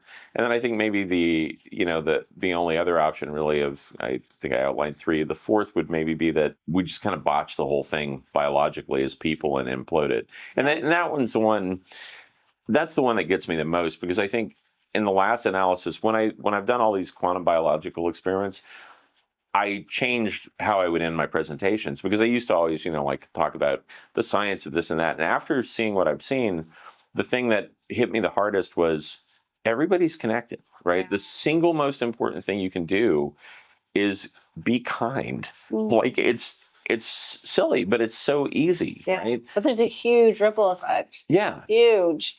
Yeah, I was walking around this morning around San Diego, and I was on the beach, and I was just walking around, and people are cloistered. They hold themselves in. They don't want to engage. They kind of look away. And I was the kind of Midwestern guy, howdy, just saying hi to everybody that'll walk past. Save the one very obviously homeless person who wanted to engage, which I did. She was cool. Actually, I talked to her. She was very nice and very complimentary, actually. Aww. And yeah, but that's the thing, is like we have a lot more in common with people, but people are really kind of closed off. And if you can just be kind, yes. A little bit outgoing, kind, and engaging, because you talk to one person in the morning, if you're an asshole to that person, their day is skewed. Yeah. If you're really awesome and kind and complimentary, and genuinely so, it changes their day. Well, I think kind of on my particular path of, decades of meditation, there were some fundamental shifts, one of which was visual perception, right? Your visual perception actually shifts at a certain point, and you start seeing, in a very physical sense, different colors, different shades, and it's insightful. But I think the thing that is most profound about it is not being able to use it to see what people are doing or kind of run diagnostics on them, but to actually inherently look at people and see beauty, right? Because if nobody ever goes, God bless, that's an ugly rainbow unicorn. Like, you're never going to hear that. Like when you see something and it's all these, kaleidoscopic colors, and you're looking at that, you just inherently find beauty in the other people. And you're like, wow. And the other thing is, everyone is interesting and everyone is beautiful, because they really are. They're kind of, in a very literal sense, they're this kaleidoscopic, orchestrated, dance of all these colors and energies. And that's amazing. Yeah. Took a hot minute to get to that point. We're all miracles. Yeah, we are. That's a very beautiful way to put it. We are all very literally divine miracles. I think that's one of the many things that makes you stand out from many I interview scientists from all around the world, and whenever I'm on the phone with you, I notice that you have a very positive, uplifting energy. And I'm sure you're tired a lot of times and got so much going on, but I never feel like I'm a nuisance or you're irritated, or it's just like you consciously bring that energy. And I know it's a choice, right? Yeah. Because it's like we can show up however we choose to. And I love that, because I can see that you're talking about kindness, but that's something that you choose to share. It makes a difference, right? Especially the more oomph you have, right? I've been blessed in that I've been given lots of what I would say are gifts and different capacities. Like, I was a smart kid, but I was fundamentally an entirely different creature than I am now in terms of just cognitive capacity and what I can do and what I can understand and the pace that I can do and understand those things. So for me, I probably wouldn't have been given those things if I were a jerk, and really my big driving thing is to try and use it for everybody's benefit. Because if you get given a gift, you don't want to like take your marbles and go hide by yourself and Yeah. It's like the parable of the talents. Yes. Where it's like one person hid the talents, one person wasted the talent, and another person invested it and expanded it, exponentiated it. Yeah. And that's what we hope we do. I mean, we're stewards of the gifts that we are stewards of the gifts. Manage it, and the more that we share it, the more we're going to have, because our creator knows, okay, they're going to share this. So it's part of a flow. Yeah. Right. If you think that you have to hoard energy and possessions and wealth and all that stuff, you're wrong. Yeah. It's part of a flow. The more that you can flow things through yourself, the more you will be given. Yeah. And that's just kind of a cosmic principle. It's kind of funny because kindness and benefiting other people, it's like the best asymmetrical risk profile in the world, right? If you're a dick, it comes back like pound for pound, right? Like you get it 1 for 1. At least eventually it's going to come back to people, right? I promise you, it comes back. Whether the passage of time occludes people's perception a lot, but I assure you, it's the best mail delivery system in the world. Uncle Karma's journal, like it's going to get there. Yeah. It may take a little while.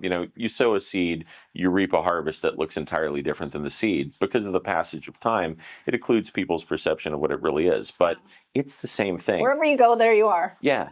It's like, so if you're putting out negative energy. No, it's true. And so in this case, like if you do the right thing, you get it back many-fold. Yeah. I mean, that like if you were an investor and you were like, okay, you do this investment, you're going to get it back tenfold. Okay, and if you do the investment wrong, you'll lose $1. Okay. I mean, there's nothing but upside. Yeah. And it doesn't, like the kindness bit, doesn't take anything, right? Like just literally, how would you prefer to be interacted with? How do you want other people to engage with you? We know Brene Brown has broken down kindness for us, and there's many other people. How would you, Ian Miller, how would you break down kindness? How would I break down kindness? Yeah. I think fundamentally everything, this entire place that you see around you, like the whole universe, the fundamental frequency of this place is what you would call love, right? That's the baseline vibration on which everything else is structured. And when you've got enough of that, you can pretty much do anything. And so kindness, I think, is when you start to approximate that in your interactions with other people, right? If you can just get back to the basics and not filter things through politics and not filter things through race and not filter things through social status and not filter things through education. But you can just get back to the very basics and see someone for what they are, right? They're another creature, divinely inspired, with a purpose. Yeah. If they, again, nature's pretty damn efficient. It's very elegant. If there were not a purpose for that person to be here and to have expressed, they wouldn't be here. Yeah, very good point. And so many people wouldn't be walking around talking to a homeless person. So I love that you see everybody as a human being that's a light body. There's a reason why we're here. There's a reason why they're alive. It's not an accident. No, it's not. And most people, when I look at people, there's a lot now in San Diego of people that are like oppressed with drug use and oppressed with whatever they have going on that's led them to be on the streets. Those people, a lot of time, I think, are lacking that connection, like communication. And the more they start to smell and, are not what society would say is acceptable, they're more ostracized. They're having less conversations with people, less people looking them in the eyes, less people lending a hand, less people caring. Not that there aren't people like you and out there, but it's less. Yeah. And I think that is one of the things that, like you just said, with social media, it's an illusion that we're more connected, but we're becoming more disconnected. And we see that depression and even illness, like you mentioned, cancer rates are up, and even a younger age. And I don't think that is just from, I don't perceive that it's just from all of the caustic, toxic environment. I really see it as the disconnection that we have. because that is such a huge part of bringing our bodies into coherence. It's when you hug someone else and there's that heart connection and it amplifies, or you touch someone and you get that chill. It's like... Yeah, think about little kids, just little kids, if they don't get touched. Think about how damning it is psychologically, right? And that was actually my single biggest concern during all the COVID stuff was, people wearing masks and interacting with little kids and being distant from little kids and them not getting enough social engagement, because those are the formative parts when you're neuronally connecting. You're hardwiring how you're going to interact with people for the remainder of your existence at those points. And if that's completely broken off and you're isolated from the rest of humanity, it kind of leaves a mark. You can't see expressions on someone's face. I remember when we first started being told that the mask mandate came out, I went to church for the first Sunday and my nephew was 3 years old and his mom said that he was terrified of all the people in the masks. And my heart was so sensitive to him for that. Just the exact same thing that you were saying. It's like, you can't understand this. These people, you don't know if they have a frown on their face, if they're angry, if they're happy. You can't read it. Because it's covered. Right, and we're biologically separate from them, right? I mean, you look at all of the evolution of us as a species. Yeah. That's something we could always count on, was to interact with another creature and see how they're moving. Just as an aside, I don't know if you've ever seen the experiment that Rupert Sheldrake did with Google, where they would take a person and show random, and they did this with hundreds of thousands of people. They would flash random images on the screen. Most of them were good, but then a couple of them were disturbing. And people's facial muscles would adjust an eighth of a second before the random image actually popped up, because your consciousness is functioning somewhat out of time. And I think if you don't have that, when your field interacts with another person's field, you're looking for that. You're wanting to see what are they doing? Yeah. Is this safe? Is this dangerous? There's a barrier to that. It's almost eliminated in some sense. Not eliminated, but it's different. There's a filter when we're doing it through a screen. We're doing it through Zoom. We're doing it through the phone. We're doing it through social media. A lot of that is like, we're not completely seeing it, and it makes the world maybe feel even more unsafe. Yeah, I would imagine probably both unsafe and disconnected. I think the reason people still like to go to concerts is there's something really magical that happens when you're in a large group of people all focused on one thing, and the musicians are really there and they're producing sounds, out of real instruments right there. That's kind of a magical experience. Or it's where there's an orchestra pit. I mean, we just went to see Les Mis with my daughters, and I was like, wow, we get to be near these instruments. It hits you, right? Tuning us. Yeah. Literally it attuning literally you. Is like therapy and healing to be. I was like, man, I left there and I was like, I don't think I want to be like a conductor in my next life. It's funny, actually. I have a friend who's a surgeon, but he just went to Ukraine to conduct the symphony orchestra over there. Yeah, he's a really great pianist as well as a conductor. And when you have to pay attention to subtle details and things, you really just start, and I know you're a musician too, you really do start to understand the interrelatedness of things, not just the notes, but of people in an orchestra and the musicians. And like like me, if you're a jazz musician, right, you've got a small group of people, you have a defined structure, and then you have to feel what those people are doing in real time so that you can assess what's happening, so that you can make the expression of whatever you're trying to get across happen in a very elegant and perfect way. But that requires connection, not disassociation. You're right. There's a lot of precision that's based on connection. Let's talk a little bit about, I want to move to the V cells and the laser-guided stem cell research and work that you're doing, because this is super exciting. And I know stem cells are a buzzword right now. Everyone wants to talk about it. So let's just touch on this a little bit. Sure. Okay. So I used to be a huge fan of, like when it first came out, like mesenchymal or mesenchymal, depending on who you speak to, stem cells, right? And they're beneficial, right? But there's some issues that I have with it. And now that I'm more in the space, the more research I've done, the more I've realized maybe pump the brakes on that. So there's two things, right? You can do something autologous, which is from your own body, or you can do something allogenic, which is from somebody else, right? Outside genetics. And I am kind of the camp that if you're doing something from your own body, it's better because it's a tuned system. The genes that are expressed therein are tuned to the resonant field of your own body. And so you get something that's harmonious, not something that's discordant. Also, just in terms of kind of looking at the different things that are out there, so you've got, mesenchymal stem cells, and then you've got Muse cells, and then you have V cells. And so those Muse cells they're similar to the mesenchymal stem cells. So MSCs, the mesenchymal, they're 15 to 20 microns, so they're bigger. They're mature cells, and they can differentiate into some things, but not everything.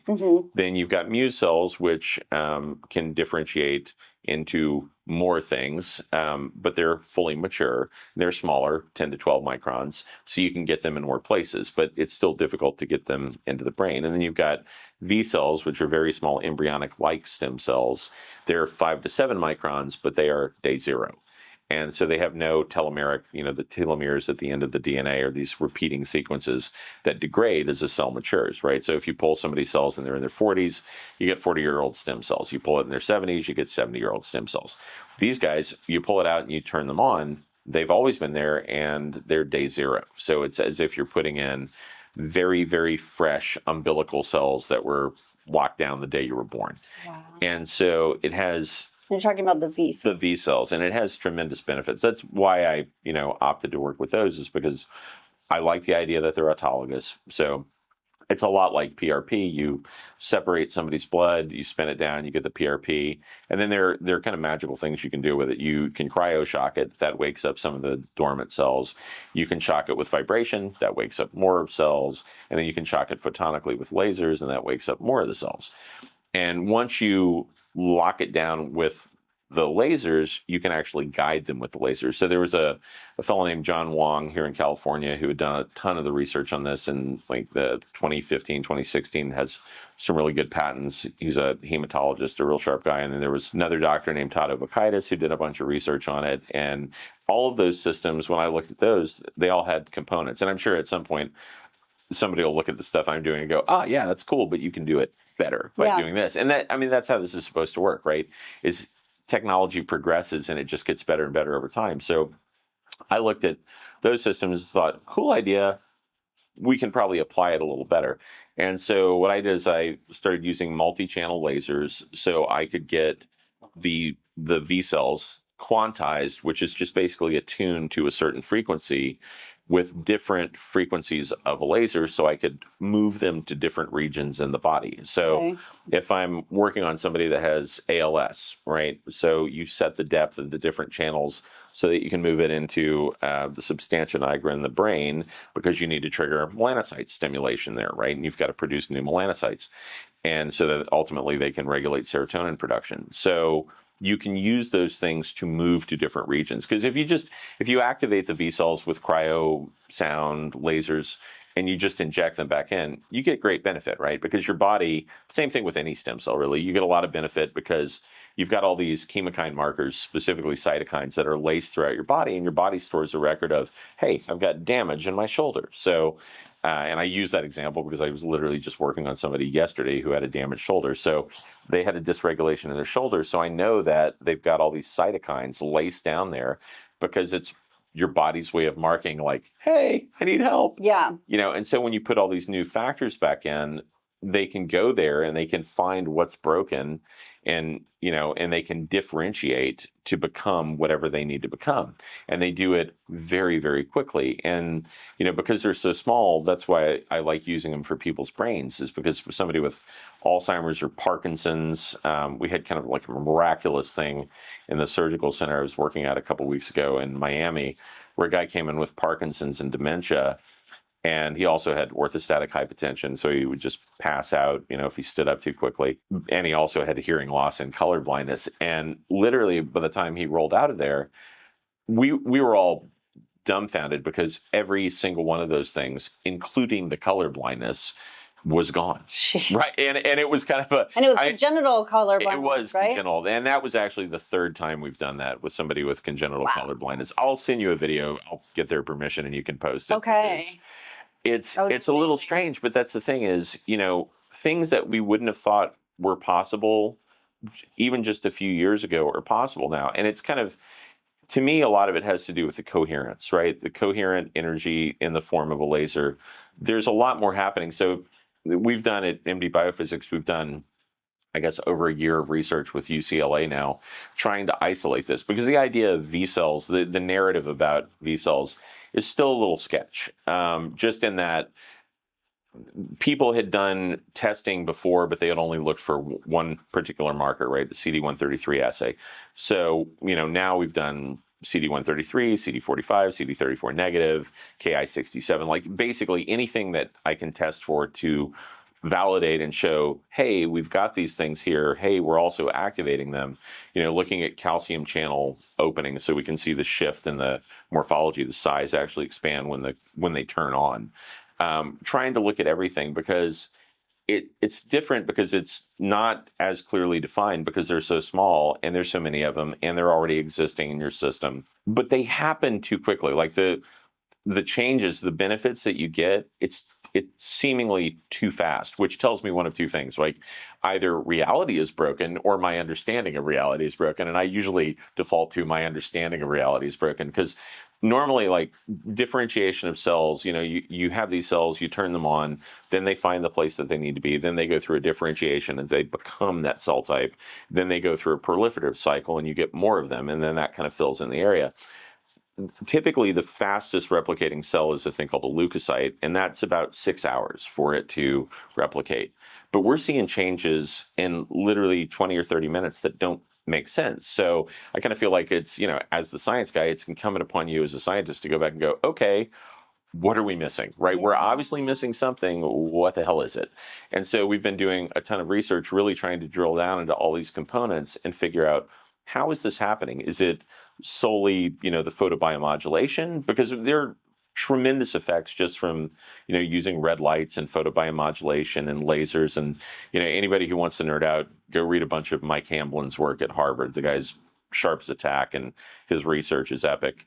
But it's one of those things where you look at it and go, okay, I'm obviously missing something.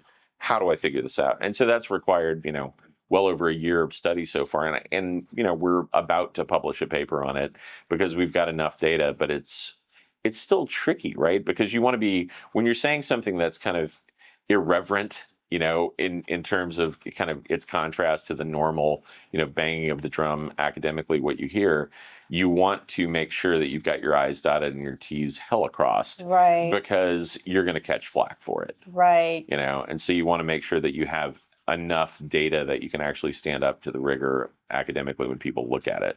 So that's kind of where we're at right now, is doing that. But simultaneously, like when you see something works, you don't want to not do that thing, because if you know it works, you just don't understand how.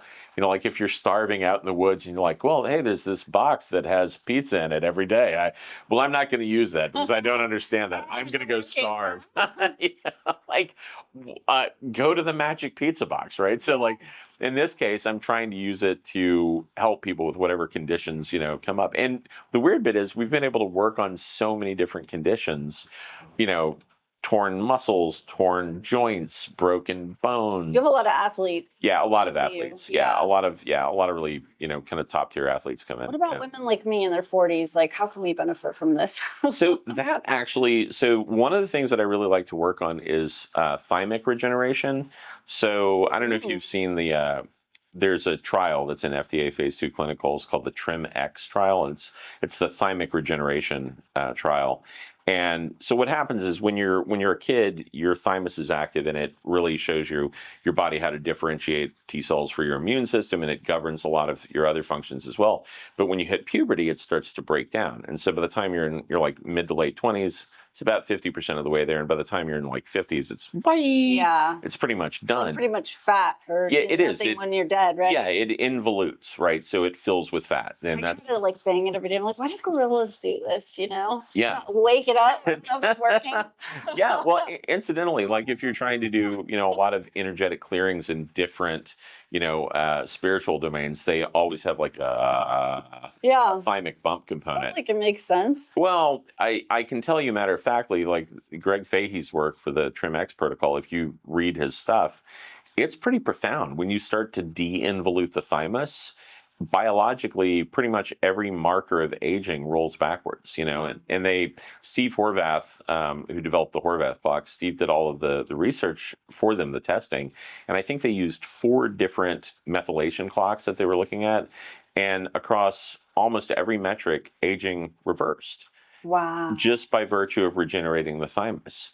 And so when people come in that are, healthy, fundamentally, one of the first things I work on is their thymus. Yeah. The second thing is their adrenals. Yeah. Because I have yet to meet anybody that is professionally really active whose adrenals aren't fracked. Yeah. Because everybody in this culture, everybody pushes too hard, and like the lack of sleep is a badge of honor, and you just grind through it, grit your way out, and almost everybody's adrenals are crunched. And so I work on the thymus, then I work on the adrenals, and then I work on the brain. And occasionally, if they need it, I'll work on the gut. Okay. And Hello. it's because it's systemic, right? So you don't exist without those things, because this needs to communicate with this, and this needs to regulate through this. And we're going to do a session together. What would be cool is our follow-up podcast could be that maybe we have it recorded.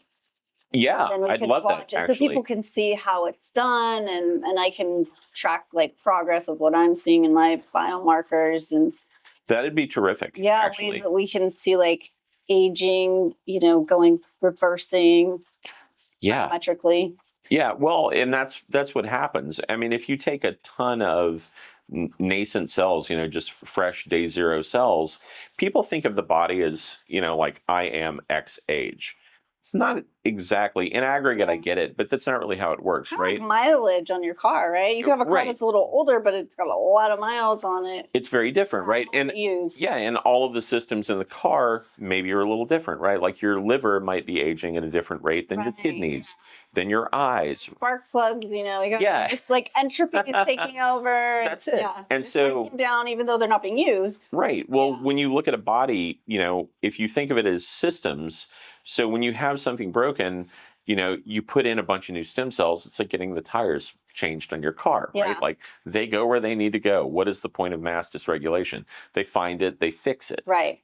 So then, but that's not the only thing you want to do, right? Because other parts of the car are having wear too. This is actually, it's kind of my beef with MSCs, the mesenchymal stem cells, is I get that they replace parts of the car in that analogy, but it's like saying, hey, I've got a bumper. It's not the bumper for my car. Yeah, but it's a bumper. Okay, fair. It is a bumper, and you can replace something that's broken, but it's not the bumper that's intended to be there. It's not the bumper that fits in those holes, and you've got to hold it together differently. This is actually why there's some quite famous, functional medicine people that, I'm thinking of one doctor in particular who went to Mexico and did MSCs. The first time got pretty good effects. Second time, not quite as good effects. The third time, he ended up in the hospital.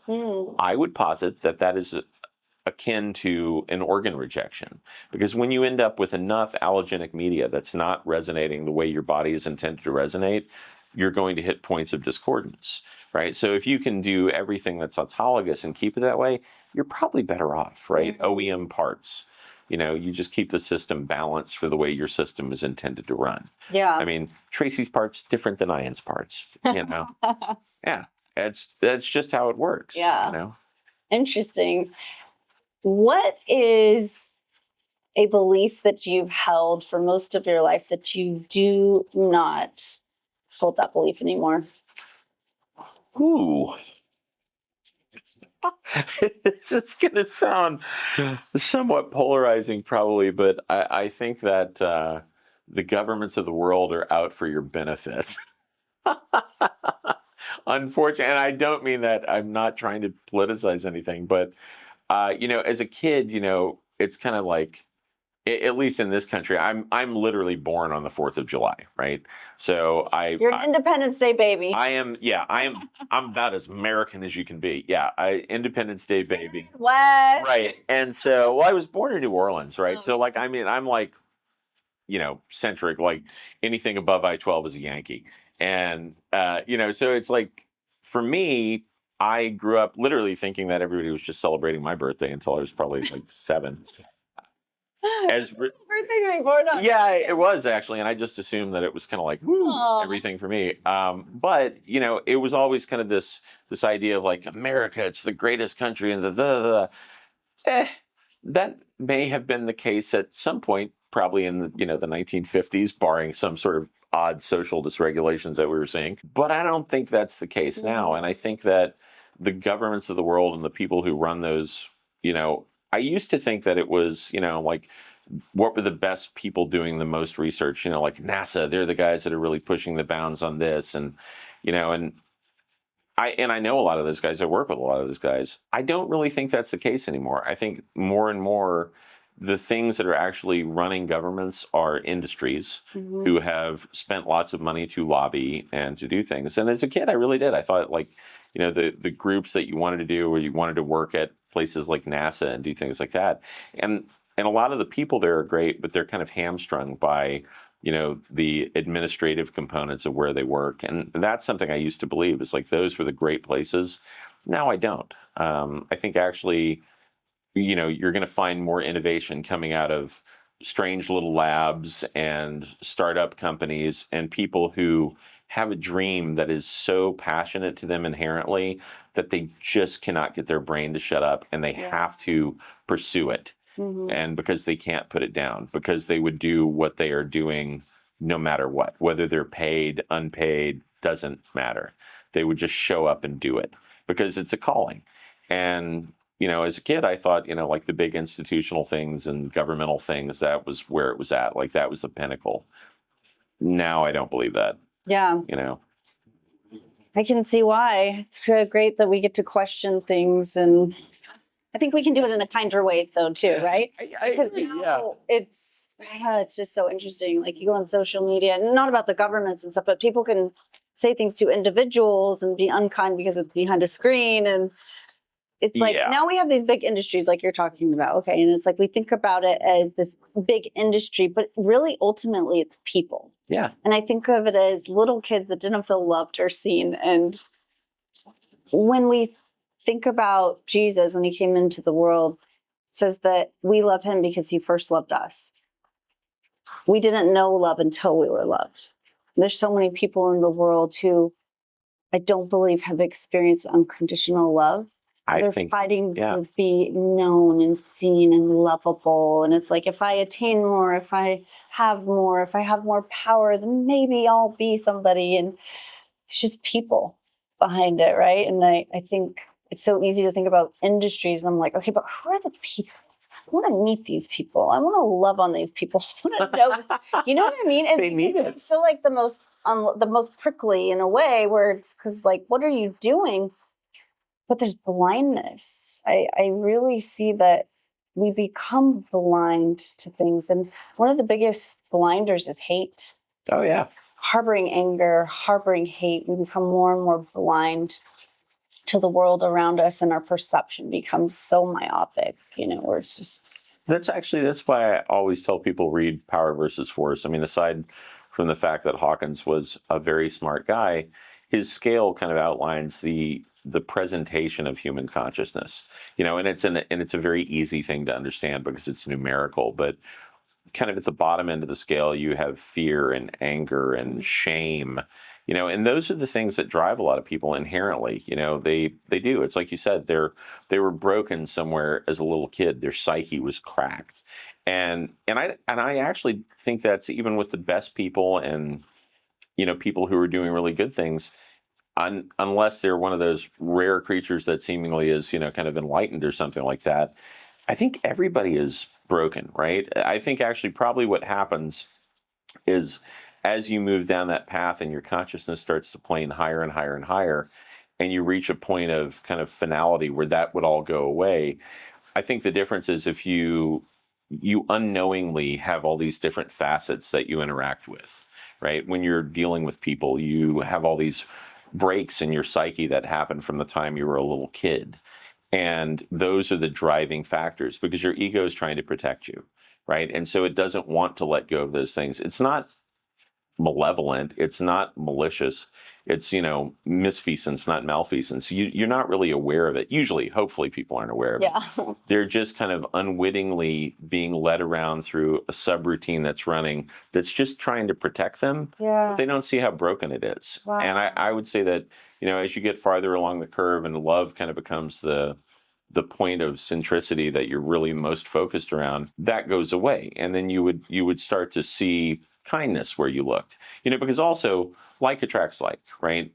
Harmony kind of overwhelms disharmony in a perfect world. And, maybe I'm overly optimistic, but I would like to think that love will, because it is sort of the baseline frequency of this place, ultimately that's what's going to win out, is if enough people focus on it and attune to it, it'll win out. Yes. And it always does. It already is. Right? We're outside of time. We think of time as linear, but love has already won. Completely agree with you. Already won. We're on the winning team when we align with love, and it's there.